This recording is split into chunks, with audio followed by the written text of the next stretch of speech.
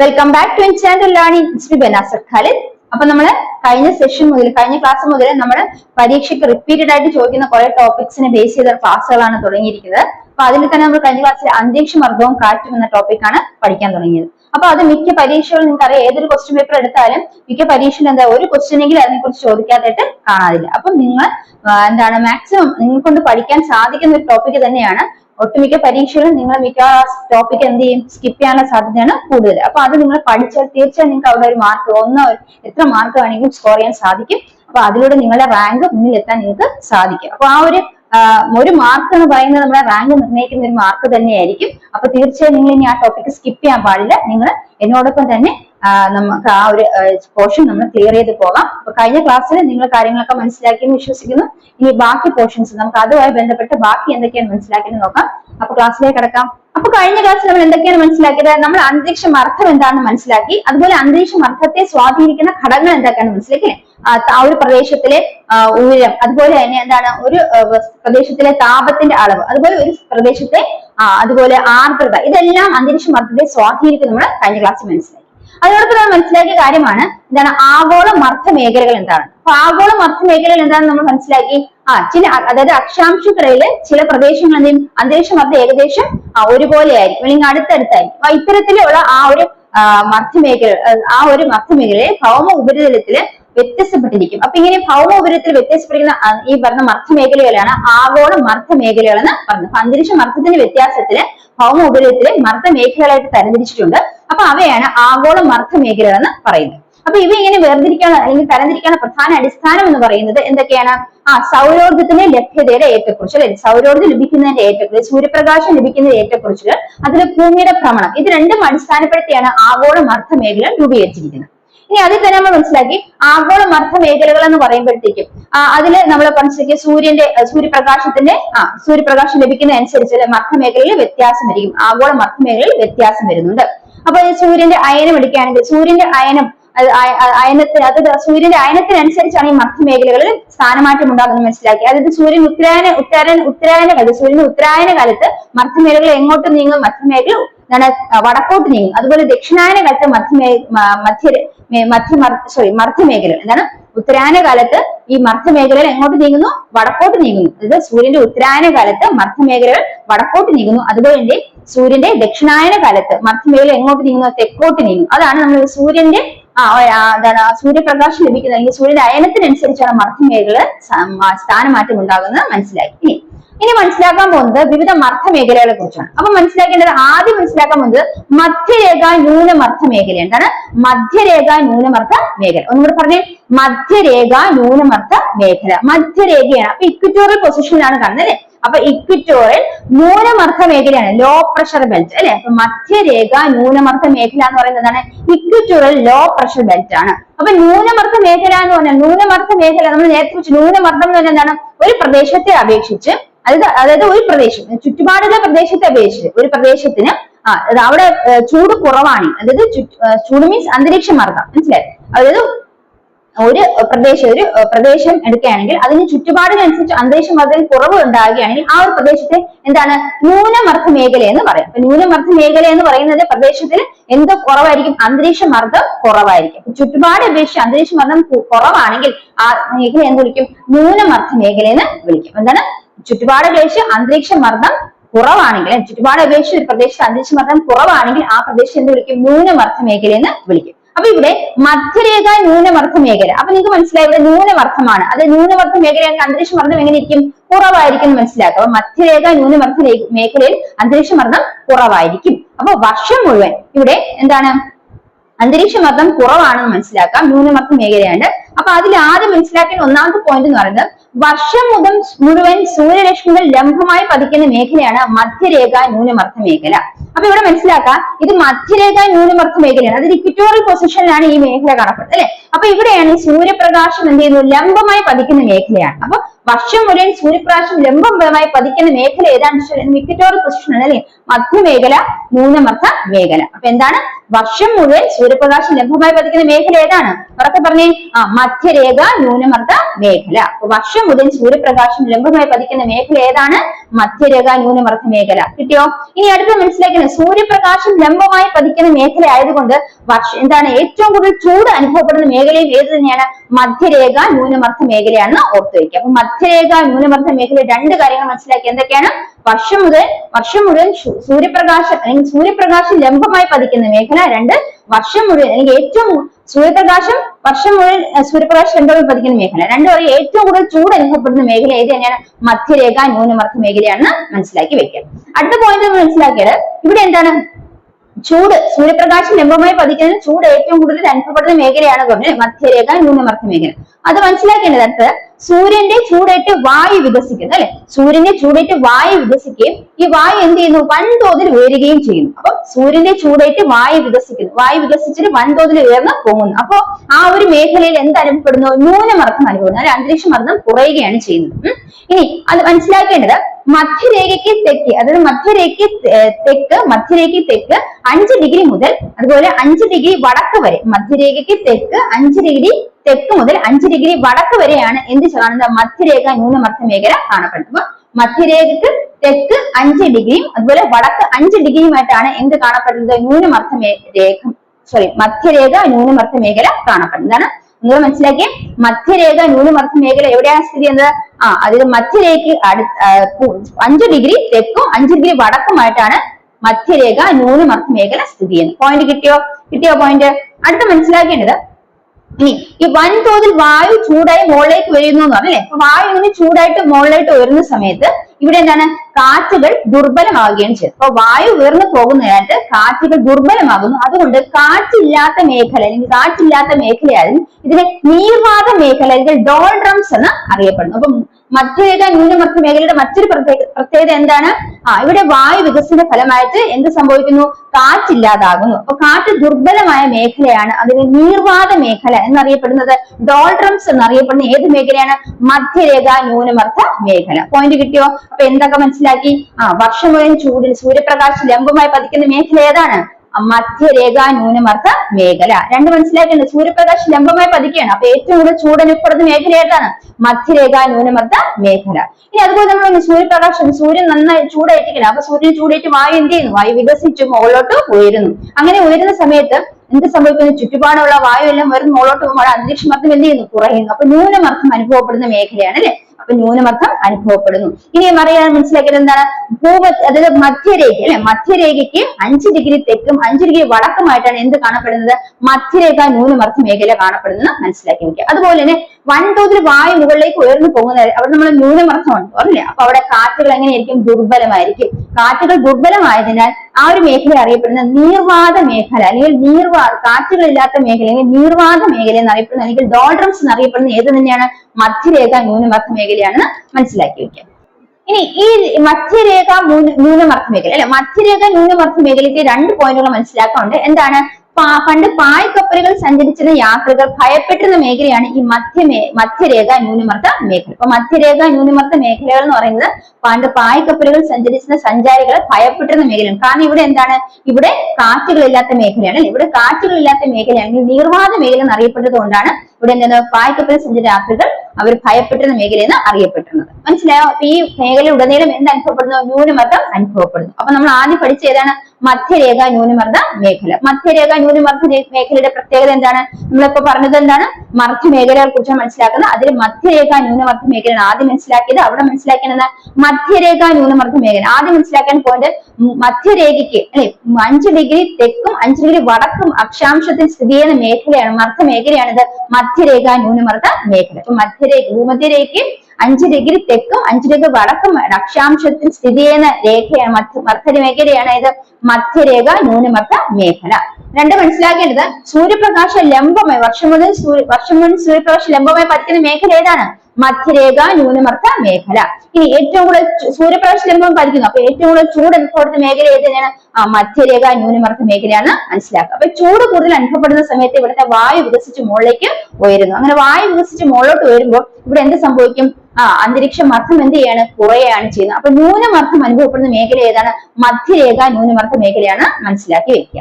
അപ്പൊ വായു ചൂടായിട്ട് മുകളിലോട്ട് ഉയരുകയാണ് അല്ലെ, അപ്പൊ അവിടെ ന്യൂനമർദ്ദം രൂപപ്പെടുന്നു. അപ്പൊ അതാണ് അവിടെ ന്യൂനമർദ്ദം അനുഭവപ്പെടുന്നു. അതുപോലെ എന്ത് സംഭവിക്കുന്നു, അവിടെ കാറ്റുകളില്ലാത്ത മേഖലയും കൂടിയാണ്. അപ്പൊ കാറ്റുകളില്ലാത്ത മേഖല അതിന്റെ നീർവാത മേഖല അല്ലെ, നീർവാത മേഖല ഡോൾഡ്രംസ് എന്നറിയപ്പെടുന്ന മേഖലയാണ് മധ്യരേഖ ന്യൂനമർദ്ദ മേഖലയാണെന്ന് മനസ്സിലാക്കി വെക്കുക. ഇനി കാറ്റുകൾ ഇല്ലാത്തതിനാൽ ഈ ഒരു പ്രദേശത്തിലൂടെ സഞ്ചരിക്കാനാണ് പായ്ക്കപ്പലുകളിലെ സഞ്ചാരികൾ ഭയപ്പെട്ടിരുന്നത്. കാരണം എന്താണ്, ഇവിടെ ന്യൂനമർദ്ദ മേഖലയാണ്. അപ്പൊ അതുകൊണ്ടാണ് ഇവിടെ മനസ്സിലാക്കി വെക്കുക. അടുത്ത നമ്മൾ നെക്സ്റ്റ് അടുത്തൊരു മർദ്ദ മേഖലയെ കുറിച്ച് മനസ്സിലാക്കാൻ പോവുകയാണ്. അപ്പൊ ആദ്യം മനസ്സിലാക്കിയ എന്താണ്, മധ്യരേഖ ന്യൂനമർദ്ദ മേഖല. രണ്ടാമത് മനസ്സിലാക്കാൻ പോകുന്നത് ഉപോഷ്ണ ഉച്ചമർദ്ദ മേഖല. എന്താണ് ഉപോഷ്ണ ഉച്ചമർദ്ദ മേഖല അല്ലെങ്കിൽ sub tropical high pressure belt. എന്താണ് ഉപോഷ്ണ ഉച്ചമർദ്ദ മേഖല അല്ലെങ്കിൽ sub tropical high pressure belt. ഇവിടെ മനസ്സിലാക്കേണ്ടത് നമ്മൾ മധ്യരേഖാ പ്രദേശത്ത് നിന്നും ചൂടുവായു വായു ചൂടായി വികസിച്ച് മുകളിലേക്ക് വരുന്നു അല്ലെ. ക്രമേണ ഇവ തണുത്ത് ഈ ഭ്രമണത്തിന്റെ സ്വാധീനത്താൽ എവിടെ എത്തപ്പെടുന്നു, ഉപോഷ്ണ മേഖലയിൽ എത്തിച്ചേരുന്നു. മനസ്സിലായോ? അതായത് മധ്യരേഖ ന്യൂനമർദ്ദ മേഖലയിൽ നിന്നും ചൂടുവായു എന്ത് ചെയ്യുന്നു, വായു ചൂടായിട്ട് വികസിച്ച് മുകളിലേക്ക് പോകുന്നു. എന്നിട്ട് ഇതെന്ത് ചെയ്യുന്നു, ഉപോഷ്ണ മേഖലയിലേക്ക് അല്ലെങ്കിൽ ഉപോഷ്ണ ഉച്ചമർദ്ദ മേഖലയിൽ എത്തുന്നു അല്ലെങ്കിൽ ഉപോഷ്ണ മേഖലയിലേക്ക് എത്തുന്നു. അപ്പൊ മധ്യരേഖ ന്യൂനമർദ്ദ മേഖലയിൽ നിന്നും വായു ചൂടായിട്ട് മുകളിലേക്ക് വികസിച്ച് പോയിട്ട് അത് എന്ത് ചെയ്യുന്നു, തണുക്കുന്നു. തണുത്തതിനു ശേഷം ഭ്രമണത്തിന്റെ ഭാഗമായിട്ട് ഭ്രമണത്തിന്റെ സ്വാധീനത്താൽ എവിടെ എത്തപ്പെടുന്നു, ഉപോഷ്ണ മേഖലയിൽ എത്തിച്ചേരുന്നു. അങ്ങനെ ഉപോഷ്ണ മേഖലയിൽ എത്തിച്ചേരുമ്പോഴത്തേക്കും ആ ഒരു ചൂട് കുറയുന്നു അല്ലെ, വായുവിന്റെ ചൂട് കുറയുന്നു. അപ്പൊ വായു തണുക്കുന്നു അല്ലെ, വായു തണുക്കുന്നു അല്ലെങ്കിൽ അവിടെ താന്നു വരുന്നു. അപ്പൊ എന്ത് സംഭവിക്കും, ആ ഒരു പ്രദേശത്ത് എന്ത് അനുഭവപ്പെടും, ആ വായു തണുക്കുന്നു. അപ്പൊ താന്നു വരുമ്പോ അവിടെ അന്തരീക്ഷമർദ്ദം എന്ത് ചെയ്യാൻ ചെയ്യുന്നത്, കൂടുകയാണ് ചെയ്യുന്നത് അല്ലെ. അന്തരീക്ഷമർദ്ദം കൂടും. നമ്മൾ മനസ്സിലാക്കിയ കാര്യം, താപം കൂടുമ്പോൾ അന്തരീക്ഷമർദ്ദം കുറയുന്നു, താപം കുറയുമ്പോൾ അന്തരീക്ഷമർദ്ദം എന്ത് ചെയ്യുന്നു, കൂടുന്നു. മനസ്സിലായി? അത് നമ്മൾ പഠിച്ചതാണ്. അപ്പൊ അതാണ് ഇവിടെ മനസ്സിലാക്കുന്നത്. അപ്പൊ മധ്യരേഖ ന്യൂനമർദ്ദ മേഖലയിൽ നിന്നും ആ ഒരു മേഖലയില് വായു ചൂട് പിടിച്ച് മുകളോട്ട് വികസിച്ച് പോകുന്ന സമയത്ത് എന്ത് സംഭവിക്കും, ഒരു സമയം കഴിയുമ്പോഴത്തേക്ക് അത് തണുക്കുന്നു അല്ലെ. തണുത്തതിനു ശേഷം ഭ്രമണത്തിന്റെ സ്വാധീനത്താൽ എവിടെ എത്തിച്ചേരുന്നു, ഉപോഷ്ണ മേഖലയിൽ എത്തിച്ചേരുന്നു. ഉപോഷ്ണ മേഖലയിലേക്ക് താഴുന്നു. അങ്ങനെ താഴുമ്പോൾ ആ ഒരു പ്രദേശം മൊത്തം ചൂട് അനുഭവപ്പെടുന്നു. അപ്പൊ അതിനെയാണ് അവിടെ എന്ത് അനുഭവപ്പെടുന്നു, അന്തരീക്ഷമർദ്ദം കൂടുന്നു. അപ്പൊ അതിനെയാണ് ഉച്ചമർദ്ദ മേഖല എന്ന് പറഞ്ഞത്. മർദ്ദം കൂടുന്നു. എന്താണ് മർദ്ദമാണ് കൂടുന്നത്, നമ്മൾ എന്ത് പറഞ്ഞ ചൂടല്ല, എന്താണ് മർദ്ദമാണ് കൂടുന്നത്. മനസ്സിലായി? ചൂട് പിടിച്ച വായു മുകളിലേക്ക് പോയി തണുത്ത് കഴിഞ്ഞപ്പോൾ അത് താന്ന് എങ്ങോട്ട് വരുന്നു, ഉപോഷ്ണ മേഖലയിൽ എത്തിച്ചേരുന്നു. ഉപോഷ്ണ മേഖലയിൽ എത്തിച്ചേരുമ്പോൾ അവിടെ എന്ത് സംഭവിക്കുന്നു, വായു താന്നു വരികയാണ്. വായുവിന് എന്താണ് സാന്ദ്രത കൂടി അല്ലെ. അപ്പൊ അവിടെ എന്ത് സംഭവിക്കുന്നു, അന്തരീക്ഷ മർദ്ദം കൂടുന്നു. നമ്മൾ പഠിച്ചു താപം കുറയുമ്പോൾ എന്ത് ചെയ്യും, അന്തരീക്ഷ മർദ്ദം കൂടും. അപ്പൊ ചൂട് മാറി തണുത്തു വായു. അപ്പൊ എന്ത് സംഭവിച്ചോടെ, അന്തരീക്ഷ മർദ്ദം കൂടുകയാണ് ചെയ്തത്. അപ്പൊ അന്തരീക്ഷ മർദ്ദം അവിടെ കൂടുകയാണ് ചെയ്തത്. ഇനി കുതിര അക്ഷാംശം അല്ലെങ്കിൽ ഹോഴ്സസ് ലാറ്റിറ്റ്യൂഡ് എന്നറിയപ്പെടുന്ന മേഖല ഏതാണ്, ഈ പറയുന്ന ഉപോഷ്ണ ഉച്ചമർദ്ദ മേഖല. ഉച്ചമർദ്ദ മേഖലയാണ് ഹോഴ്സസ് ലാറ്റിറ്റ്യൂഡ് അല്ലെങ്കിൽ കുതിര അക്ഷാംശം എന്നറിയപ്പെടുന്ന മേഖല എന്നുകൂടെ മനസ്സിലാക്കി വെക്കുക. അപ്പൊ എന്തൊക്കെ പോയിന്റ്സ് ആണ് പഠിച്ചത്, ഒന്നുകൂടെ ഓർത്ത് വയ്ക്കാം. എന്തൊക്കെയാണ്, ഉപോഷ്ണ ഉച്ചമർദ്ദ മേഖല. ഉപോഷ്ണ ഉച്ചമർദ്ദ മേഖലയുടെ പ്രത്യേകത എന്താണ്, മധ്യരേഖ ന്യൂനമർദ്ദ മേഖലയിൽ നിന്നും ചൂട് പിടിച്ച് വികസിച്ചു പോകുന്ന വായു എന്ത് ചെയ്യും, തണുത്ത് ഭ്രമണത്തിന്റെ സ്വാധീനത്താൽ എവിടെ എത്തിച്ചേരുന്നു, ഉപോഷ്ണ മേഖലയിൽ എത്തിച്ചേരുന്നു. ഉപോഷ്ണ മേഖലയിൽ എത്തിച്ചേരുമ്പോൾ വായു തണുക്കുകയാണ് ചെയ്തല്ലേ, വായു തണുത്തപ്പോൾ അതിന് സാന്ദ്രത കൂടി. അപ്പൊ അവിടെ എന്ത് സംഭവിച്ചു, അന്തരീക്ഷമർദ്ദം കൂടുകയാണ്. ആ ഒരു പ്രദേശത്ത് അന്തരീക്ഷമർദ്ദം കൂടുന്നു. അപ്പൊ അവിടെ ഉച്ചമർദ്ദം അനുഭവപ്പെടുന്നു. മനസ്സിലായോ? ഇനി എന്താ മനസ്സിലാക്കേണ്ടത്, ഉച്ചമർദ്ദം കൂടുന്നു. അപ്പൊ അന്തരീക്ഷത്തിൽ എന്ത് ചെയ്തു, മർദ്ദം കൂടുന്നതിന്റെ അടിസ്ഥാനത്തിൽ ആ ഒരു പ്രദേശത്തെ എന്ത് വിളിച്ചു, കുതിര അക്ഷാംശം. അതുപോലെ എന്താണ് ആ പ്രദേശത്തെ എന്ത് വിളിച്ചു, കുതിര അക്ഷാംശം. ഹോഴ്സസ് ലാറ്റിറ്റ്യൂഡ് എന്ന് വിളിക്കുന്ന അന്തരീക്ഷ മർദ്ദ മേഖല ഏതാണ്, അല്ലെങ്കിൽ ആഗോള മർദ്ദ മേഖല ഏതാണെന്ന് വെച്ചാൽ ഏതാണ്, ഉപോഷ്ണ ഉച്ചമർദ്ദ മേഖല. മനസ്സിലായോ? അപ്പൊ ഉപോഷ്ണ ഉച്ചമർദ്ദ മേഖലയുടെ മറ്റൊരു പേര് ഏതാണ്, കുതിര അക്ഷാംശം അല്ലെങ്കിൽ ഹോഴ്സസ് ലാറ്റിറ്റ്യൂഡ് എന്ന് ഓർത്തു വയ്ക്കുക. കിട്ടിയോ? അപ്പൊ ഇത്രയും പോയിന്റ്സ് കിട്ടിയോ? അടുത്ത നമ്മൾ മനസ്സിലാക്കുന്ന അടുത്ത മർദ്ദ മേഖലയാണ്, അത് ഉപദ്രവീയ ന്യൂനമർദ്ദ മേഖല. എന്താണ് ഉപദ്രവീയ, സബ് പോളാർ ന്യൂനമർദ്ദ മേഖല, ലോ പ്രഷർ ബെൽറ്റ്. അപ്പൊ എന്താണ് sub polar low pressure belt അല്ലെങ്കിൽ ഉപദ്രവീയ ന്യൂനമർദ്ദ മേഖലയാണ് അടുത്ത മനസ്സിലാക്കാൻ പോകുന്നത്.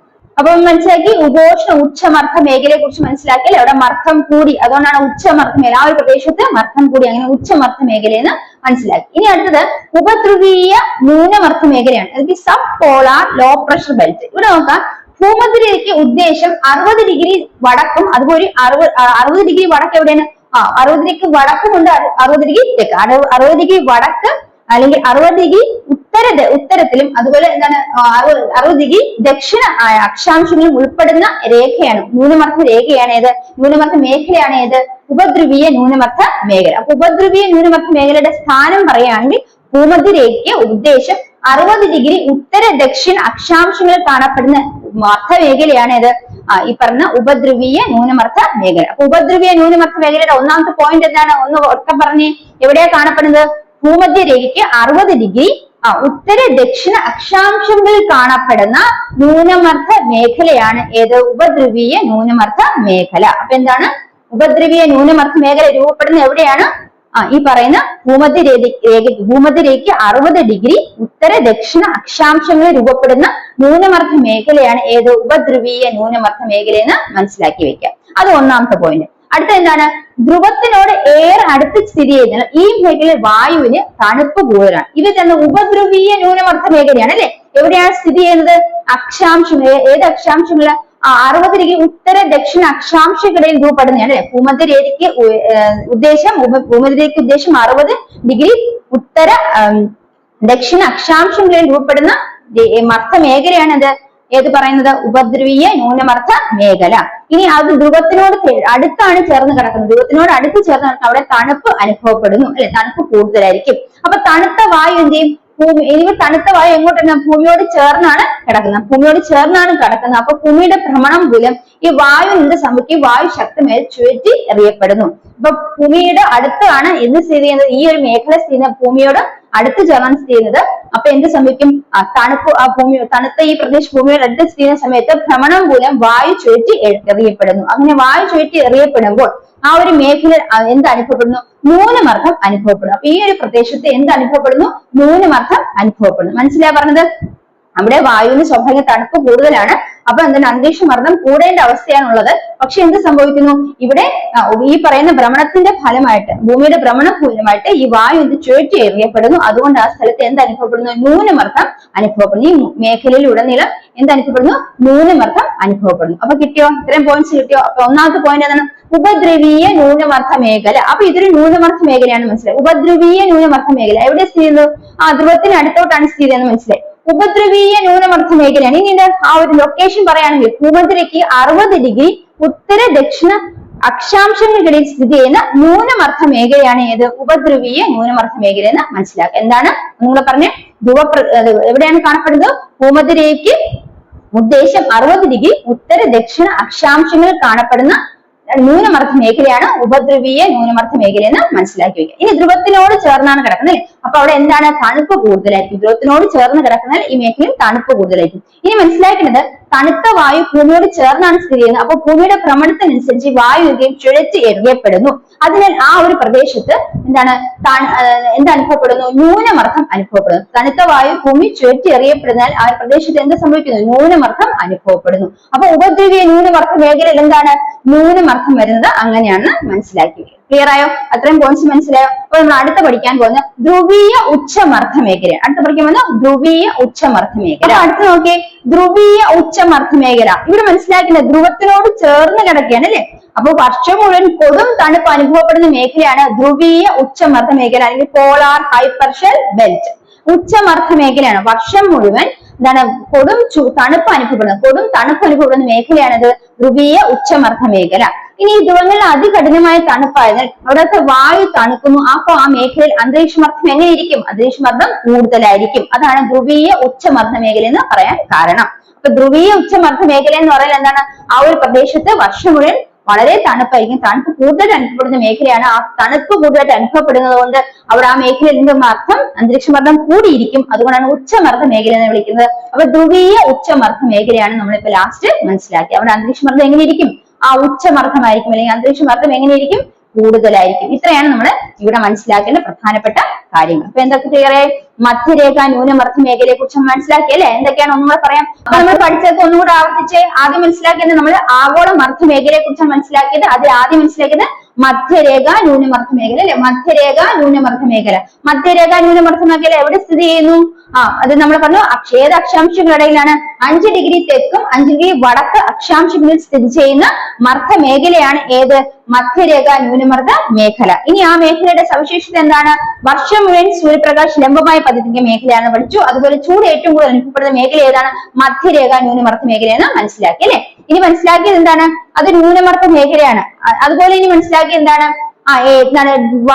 അതായത് കാറ്റില്ലാത്ത മേഖല അല്ലെ, കാറ്റില്ലാത്ത മേഖല അല്ലെങ്കിൽ നീർവാത മേഖല, ഡോൾഡ്രംസ് എന്നൊക്കെ അറിയപ്പെടുന്ന ഏത് തന്നെയാണ്? മധ്യരേഖ ന്യൂനമർദ്ദ മേഖലയാണെന്ന് നമ്മൾ മനസ്സിലാക്കി. അതുപോലെ തന്നെ പായ്പ് കപ്പലിൽ സഞ്ചരിക്കുന്ന സഞ്ചാരികൾ ഭയപ്പെടുന്ന മേഖല ഏതാണ്? മധ്യരേഖ ന്യൂനമർദ്ദ മേഖലയാണ്. അവിടെ കാറ്റില്ലാത്തതെന്നാണ് പ്രധാനപ്പെട്ട കാരണം. മനസ്സിലായോ? അടുത്ത മനസ്സിലാക്കി എന്താണ്?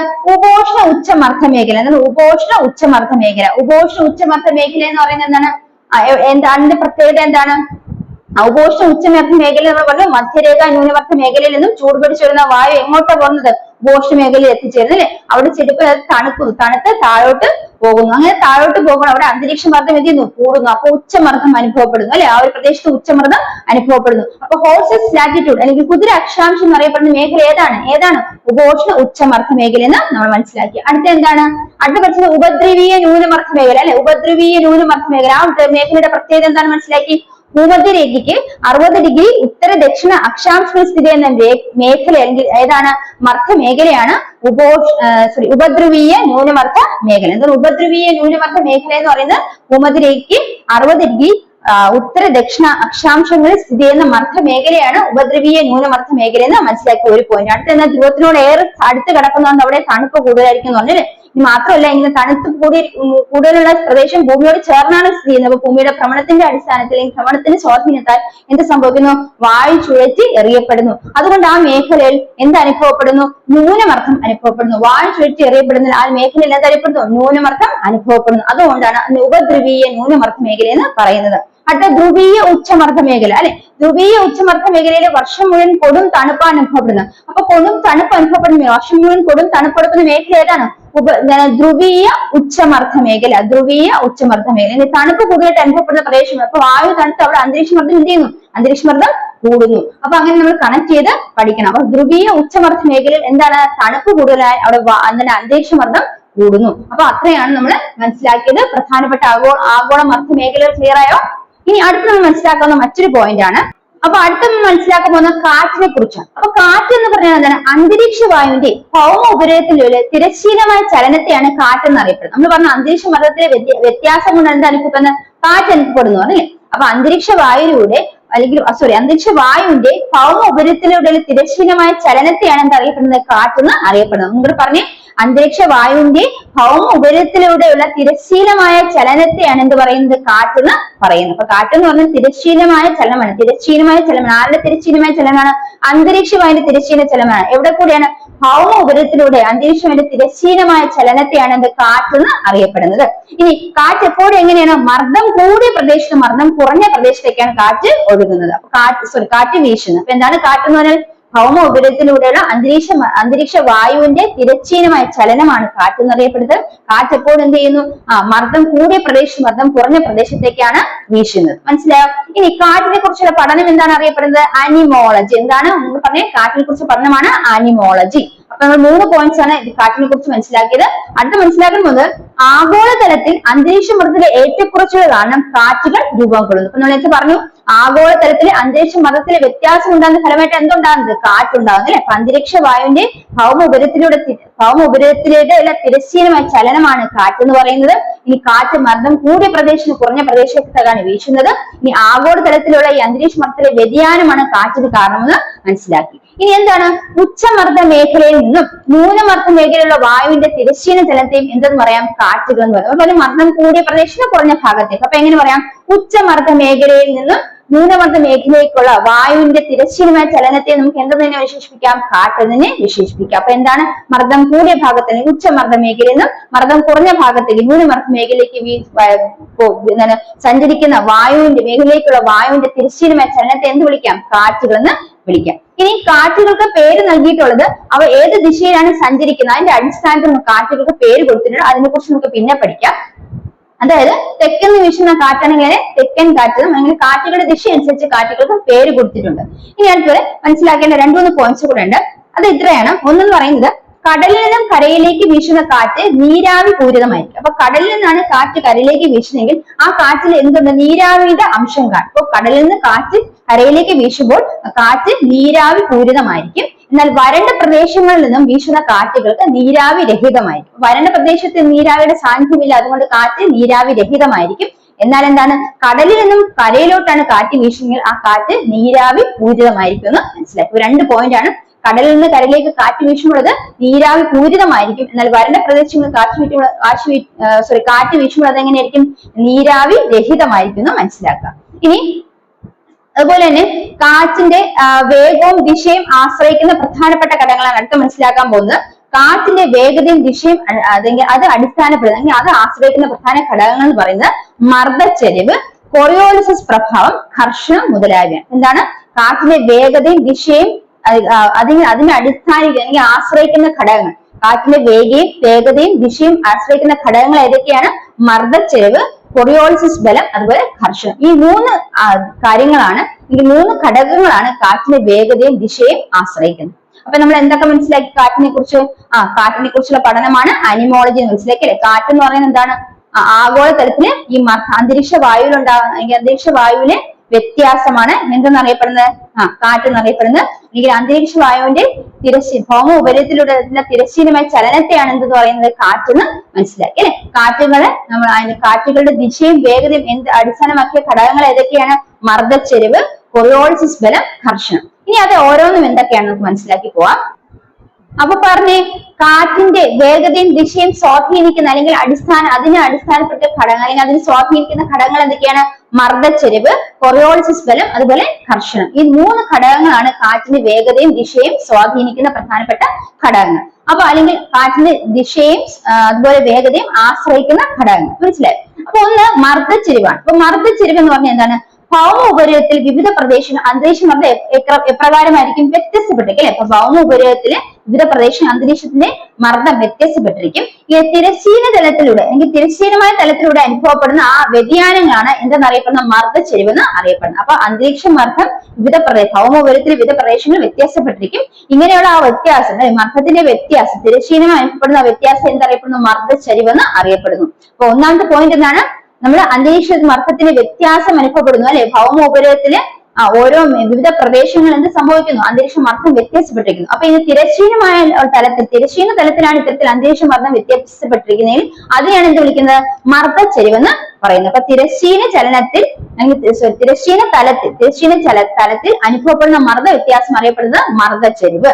ഇനി തിരശ്ചീന തലത്തിൽ മർദ്ദ വ്യത്യാസം ഏറെ കൂടുതലായിരിക്കും. അപ്പോൾ എപ്പോഴും തിരശ്ചീന തലത്തിൽ മർദ്ദ വ്യത്യാസം എങ്ങനെയിരിക്കും? കൂടുതലായിരിക്കും. അപ്പൊ മർദ്ദച്ചരിവ് അവിടെ എന്ത് തന്നെയായിരിക്കും? കൂടുതലായിരിക്കും. എന്നാൽ മർദ്ദച്ചരിവ് കുറഞ്ഞ പ്രദേശങ്ങളിൽ കാറ്റിന്റെ വേഗത എങ്ങനെയിരിക്കും? കാറ്റിന്റെ വേഗത കൂടുതലായിരിക്കും. മർദ്ദച്ചരിവ് കൂടിയ പ്രദേശം എന്താണ് മനസ്സിലാക്കിയത്? തിരശ്ചീന പ്രദേശം. അപ്പൊ നമ്മൾ പഠിച്ചത് എന്താണ്? കാറ്റ് ദിശയും വേഗതയും ആശ്രയിക്കുന്ന പ്രധാന ഘടകങ്ങൾ ഏതൊക്കെയാണ്? മർദ്ദച്ചരിവ്, കൊറിയോളിസിസ് ബലം, ഘർഷണം.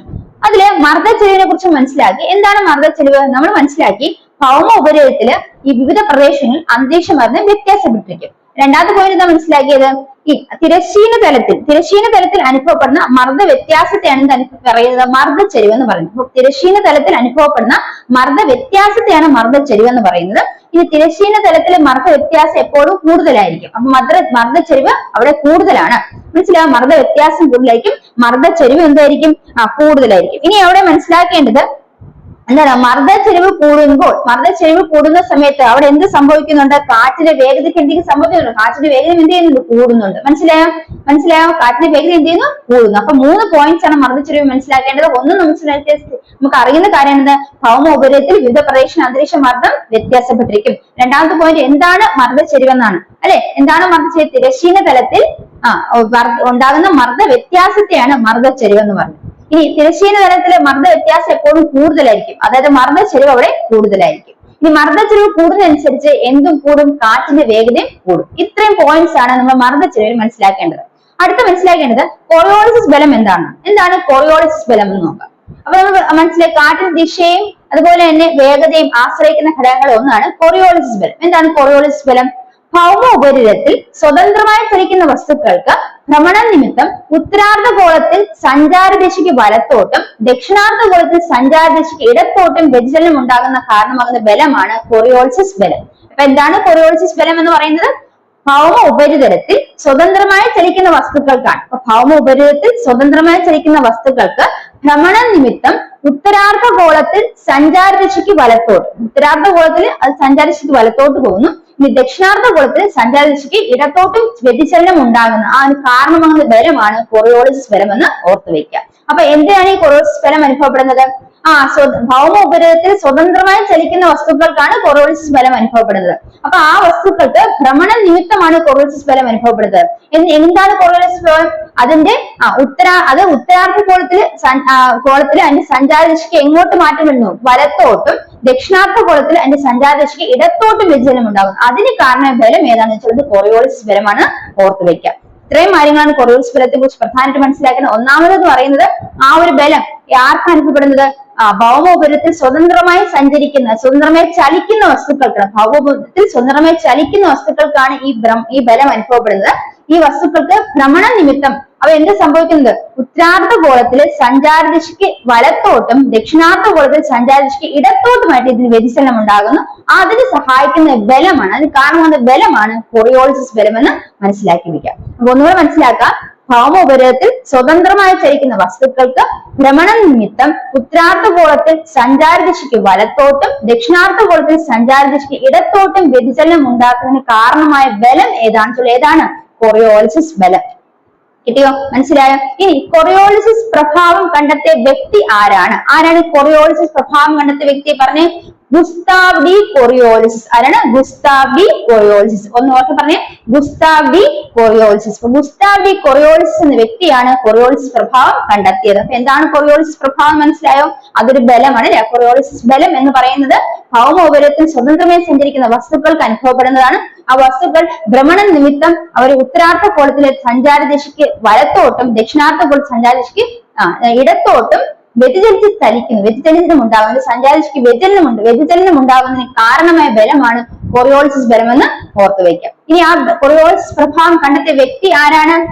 ഒന്നുകൂടി പറഞ്ഞേ, ഗുസ്താവ് ഡി കൊറിയോളിസിസ്. അതുകൊണ്ടാണ് കൊറിയോളിസിസ് ബലം എന്നതിന് പേര് കൊടുത്തിരിക്കുന്നത്. അടുത്ത മനസ്സിലാക്കേണ്ടത്, മധ്യരേഖാ പ്രദേശം ധ്രുവങ്ങളിലേക്ക് പോകും തോറും കൊറിയോളിസിസ് ബലം എന്ത് ചെയ്യുന്നു? വർദ്ധിക്കുന്നു കൂടെ മനസ്സിലാക്കി വെക്കുക. അതായത് മധ്യരേഖാ പ്രദേശത്തിനും ധ്രുവപ്രദേശത്തേക്ക് പോകുന്നു, മധ്യരേഖാ പ്രദേശം ധ്രുവപ്രദേശത്തേക്ക് പോകും തോറും കൊറിയോളിസിസ് ബലത്തിന് എന്ത് സംഭവിക്കുന്നു? വർദ്ധിക്കുന്നു. മനസ്സിലായോ?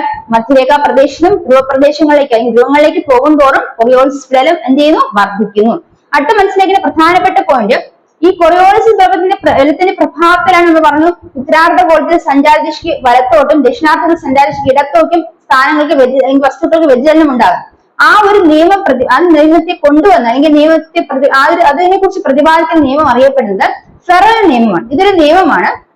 എന്താണ് ഫെറൽ നിയമം എന്ന് പറഞ്ഞാല്?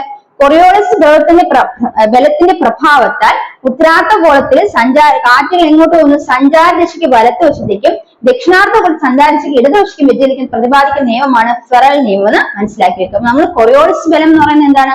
കൊറിയോളിസിസ് ബലം എന്ന് പറഞ്ഞാൽ എന്താണ്? സ്വതന്ത്രമായിട്ട് ഭൗമോപരിതലത്തിൽ സഞ്ചരിക്കുന്ന വസ്തുക്കൾക്കാണ് ഈ വ്യതിചലനം ഉണ്ടാകുന്നത്, അല്ലെ? അതിന്റെ സഞ്ചാരദിശയ്ക്ക് വ്യതിചലനം ഉണ്ടാകുന്നത്. ഇവിടെ ഫെറൽ നിയമത്തിൽ എന്താണ് പരാമർശിക്കുന്നത്? കൊറിയോളിസിസ് ബലത്തിന്റെ പ്രഭാവത്താൽ ഉത്തരാർദ്ധഗോളത്തിൽ കാറ്റുകൾ സഞ്ചാരദിശയ്ക്ക് വലതുവശത്തേക്കും അതുപോലെ ദക്ഷിണാർദ്ധഗോളത്തിൽ സഞ്ചാരദിശയ്ക്ക് ഇടതുവശത്തോട്ടും വ്യതിചലിക്കുന്നതിന് കാരണമായ നിയമമാണ്, അല്ലെങ്കിൽ അതിനെ പ്രതിപാദിക്കുന്ന നിയമമാണ് ഫെറൽ നിയമം എന്ന് മനസ്സിലാക്കുക. അപ്പൊ ഫെറൽ നിയമം എന്താണെന്ന് മനസ്സിലായോ? ഫെറൽ നിയമം എന്ന് പറയുന്നത് നമ്മൾ കൊറിയോളിസിസ് ബലം കൊറിയോളിസിസ് ബലത്തിന്റെ പ്രഭാവത്താൽ ആരാണ് സഞ്ചരിക്കുന്നത്? കാറ്റുകളാണ് സഞ്ചരിക്കുന്നത്, അല്ലെ?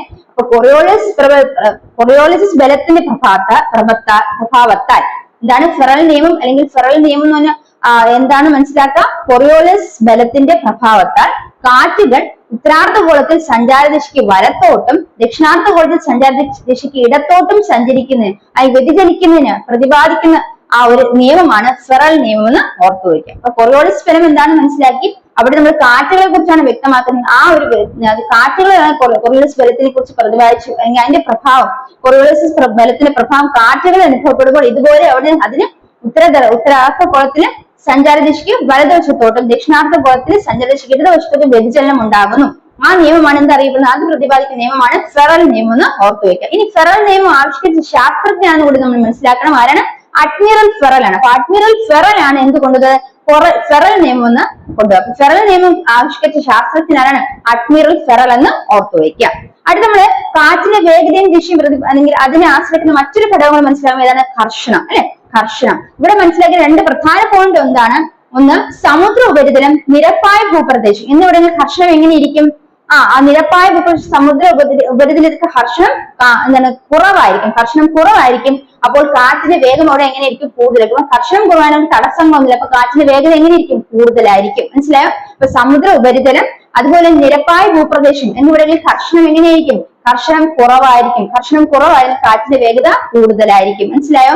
ഇനി ദുർഘടമായ ഭൂപ്രകൃതി അല്ലെങ്കിൽ മരങ്ങൾ നിറഞ്ഞ പ്രദേശമാണ് എന്നിവിടങ്ങളിൽ ഘർഷണം എങ്ങനെയായിരിക്കും? ഘർഷണം കൂടുതലായിരിക്കും. അപ്പോൾ കാറ്റിന്റെ വേഗത എങ്ങനെയായിരിക്കും? കുറവായിരിക്കും. മനസ്സിലായോ? അങ്ങനെ കണക്ട് ചെയ്ത് വേണം നമ്മൾ പഠിക്കാൻ. അപ്പൊ ഘർഷണം എന്ന് പറയുന്നതിനെ സ്വാധീനിക്കുന്ന അല്ലെങ്കിൽ ഘർഷണത്തെ കുറിച്ച് പറഞ്ഞ പ്രധാനപ്പെട്ട കാര്യങ്ങൾ എന്തൊക്കെയാണ്? എന്താണ്? സമുദ്ര ഉപരിതലം അതുപോലെ തന്നെ നിരപ്പായ ഭൂപ്രദേശം ഇവിടെയെല്ലാം അങ്ങനെ ഘർഷണം എങ്ങനെയിരിക്കും? ഘർഷണം കുറവായിരിക്കും. അപ്പോൾ കാറ്റിന് വേഗത കൂടുതലായിരിക്കും. എന്നാൽ ദുർഘടമായ ഭൂപ്രകൃതി അതുപോലെ എന്താണ് മരങ്ങൾ നിറഞ്ഞ ഭൂപ്രദേശമൊക്കെ ആണെങ്കിൽ അവിടെ ഘർഷണം കൂടുതലായിരിക്കും. അതുകൊണ്ട് കാറ്റിന് വേഗത കുറവായിരിക്കും. കൂടെ ഓർത്തു വയ്ക്കുക. അപ്പൊ ഇങ്ങനെയാണ് കാറ്റിന് വേഗതയും ദിശയും അല്ലെങ്കിൽ സ്വാധീനിക്കുന്ന ഘടകങ്ങളെ കുറിച്ച് നമ്മൾ മനസ്സിലാക്കി. ഇപ്പൊ എന്തൊക്കെ കാര്യങ്ങളാണ് ക്ലിയർ ആയോ? അപ്പൊ കാറ്റിന്റെ ദിശയും വേഗതയും പ്രതിപാദിക്കുന്ന ഘടകങ്ങൾ സ്വാധീന ഘടകങ്ങൾ ഏതൊക്കെയാണ്? ഒന്ന് മർദ്ദച്ചെരിവ്, രണ്ട് കൊറിയോളിസിസ് ബലം, മൂന്ന് ഘർഷണം. അല്ലെ മർദ്ദച്ചെരിവ് നമ്മൾ പറഞ്ഞു അല്ലെ? മർദ്ദച്ചെരിവ് എന്ന് പറഞ്ഞാൽ എന്താണ് മനസ്സിലായത്? അതായത് നമ്മൾ അന്തരീക്ഷ മർദ്ദത്തിൽ വ്യത്യാസം ഉണ്ടാകും. ഭൗമ ഉപരിതലത്തിലെ വിവിധ പ്രദേശങ്ങൾ അന്തരീക്ഷ മർദ്ദം വ്യത്യാസം വരുന്നു. അങ്ങനെ വ്യത്യാസം വരുന്ന ആ മർദ്ദ വ്യത്യാസത്തെയാണ് വിളിക്കുന്നത് മർദ്ദച്ചെരിവ് എന്ന് പറയുന്നത്. അപ്പൊ മർദ്ദ വ്യത്യാസം കൂടുമ്പോൾ മർദ്ദച്ചെരിവ് കൂടുതലായിരിക്കും. മർദ്ദച്ചെരിവില് മർദ്ദ വ്യത്യാസം കൂടുതലായിരിക്കും. അപ്പൊ അവിടെ കാറ്റുകൾ കൂടുതലായിരിക്കും. ഇനി പഠിച്ച എന്താണ്? കൊറിയോളിസിസ് ബലം. കൊറിയോളിസിസ് ബലത്തിന്റെ പ്രഭാവത്താൽ എന്തെങ്കിലും കാറ്റുകൾ ദിശ മാറി സഞ്ചരിക്കുക അല്ലെങ്കിൽ കാറ്റുകളുടെ സഞ്ചാരത്തിന് വ്യതിചലനം ഉണ്ടാകുന്നു. അപ്പൊ അവിടെ നമ്മൾ അതിനെ മനസ്സിലാക്കി. അതുപോലെ ഘർഷണം എന്ന് പറയുന്നത് എന്താണ്? ഇവിടെ ഘർഷണം കൂടുതലുള്ള സ്ഥലങ്ങളിൽ കാറ്റിന്റെ വേഗത കുറവായിരിക്കും. ഘർഷണം കുറഞ്ഞ സ്ഥലങ്ങളിൽ കാറ്റിന്റെ വേഗത എങ്ങനെയായിരിക്കും? കൂടുതലായിരിക്കും. കൂടെ നമ്മൾ മനസ്സിലാക്കി. അപ്പൊ ഇത്രയാണ് നമ്മൾ ഈ ഒരു ചാപ്റ്ററിൽ ഒരു അന്തരീക്ഷ മർദ്ദം കാറ്റ് എന്ന് പറയുന്നതിൽ ബേസിക് ആയിട്ട് മനസ്സിലാക്കേണ്ട കുറച്ച് പോയിന്റ്സ് നമ്മൾ ഡിസ്കസ് ചെയ്ത്.